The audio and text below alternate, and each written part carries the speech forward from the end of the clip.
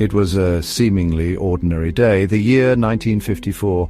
Tokyo's Haneda Airport hummed with the usual symphony of arrivals and departures. Passengers moved with purpose, and officials performed their duties with routine checks and stamped papers, a world functioning as it always had. But the ordinary was about to shatter. A man approached the customs desk. He appeared to be Caucasian, well-dressed, and seemingly ordinary. He carried a briefcase. His demeanor was calm, confident. He spoke several languages fluently, including Japanese. French, however, was his primary tongue. He presented himself for entry into Japan. Nothing seemed amiss. At first, the customs officer began his work, asking standard questions, following standard procedure. "Where are you from?" the man answered with clarity. He stated his country of origin, a name spoken with conviction, a name that would soon echo through the halls of mystery, a name that no one recognized. Taured. A ripple of unease began, a subtle shift in the atmosphere. The officer paused, his brow furrowed slightly. Taured? He had never heard of it. Was it a new nation, a small obscure principality perhaps? The traveller remained poised, unwavering, as if his answer was the most natural thing in the world. The man presented his passport. It looked official, authentic. The cover bore an unfamiliar seal, the word Taured clearly printed. Inside, visa stamps were visible from other countries, including previous visits to Japan. Each stamp appeared legitimate. The paper quality felt right, the printing crisp and professional. Japanese officials were summoned. They examined the document closely. Confusion spread among them. Taured. Where on earth was Taured? They consulted maps, atlases, global directories. No such country existed. Not on any known chart, not in any official record. The man's origin was a void. The traveller was questioned further. He insisted Taured was real. A European nation bordering France and Spain, he claimed. He even pointed to its location on a world map provided by officials.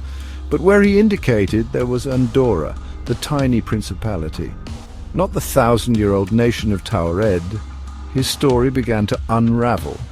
Or did it? The passport bore the marks of travel, stamps from various European airports, even from Tokyo itself, from prior alleged trips. The man claimed to be in Japan for business, for a Japanese company, a subsidiary of his Taured-based firm, yet the company he named had never heard of him or the parent company in Taured. The mystery deepened with every detail. Frustration mounted on both sides. The officials were baffled, suspicious. The man was indignant, confused by their confusion. He argued his case. His documents were valid, he maintained. His country was real. His business was legitimate. He showed them currency from Taured, unfamiliar notes, unrecognized coins. He even had a Taured driver's license. The authorities decided to detain him pending further investigation. This was no ordinary immigration issue. This was something else. He was escorted to a nearby hotel, placed in a room on an upper floor. 2 guards were stationed outside his door. Their orders were clear. He was not to leave. The room itself offered no easy escape. The single window was high up, it had no balcony. The sheer drop would deter any attempt. His personal belongings were searched. They yielded nothing to clarify the situation, only more items from Taured. A checkbook from an unknown bank, business papers referencing his homeland. Everything pointed to a place that wasn't. The man was told to wait. The Japanese authorities needed time. Time to verify his incredible claims, or to expose a clever deception. He seemed resigned, perhaps tired. The day had been long, the questions relentless. He was given food and water, left alone in the guarded room to await the morning, and more questions. Section 4 vanished into thin air. Night fell over Tokyo. The guards remained vigilant, patrolling the hotel corridor. The man from Taured was secure, or so they believed. The hotel was quiet, the city lights twinkled below. No alarms were raised, no disturbances reported. All seemed under control. Morning arrived, the sun cast its early rays. It was time to resume the interrogation. The guards approached the room. They knocked. No answer. They knocked again, louder. Still, only silence, a growing sense of unease. They used their key to open the door and stared into an empty space. The man from Taured was gone, vanished. The room was undisturbed.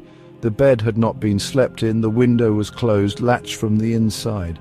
There was no other exit. He had simply disappeared, as if into thin air. The guards were stunned. How was this possible? Adding to the impossibility, all his personal effects were gone too. The passport from Taured, the strange currency, the business documents, everything that could prove his story or disprove it had vanished with him. It was as if he had never been there, except for the bewildered memories of the officials.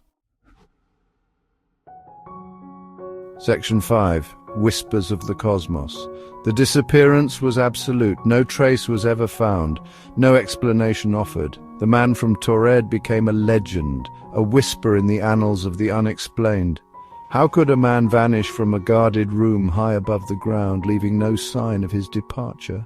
The questions echoed unanswered. Theories began to circulate, wild, imaginative, yet compelling. Was he a time traveler? Had his temporal journey gone awry, landing him in the wrong era, the wrong coordinates? Perhaps he found a way back, or was pulled back to his own time, his own place, leaving our reality behind. Or perhaps a visitor from another universe, a parallel Earth where Taured was a real nation and his documents were perfectly valid. Did he slip through a crack, a momentary glitch in the fabric of reality? A brief intersection of dimensions only to be snapped back to his own world as inexplicably as he arrived. The enigma of the man from Taured endures, a chilling testament to the unknown. Was he a con artist of unparalleled skill? Unlikely, given the circumstances. Was he a figment of collective imagination? The official reports suggest otherwise. He remains an unsolved puzzle, a human anomaly, a haunting reminder that our reality may not be as solid as we believe.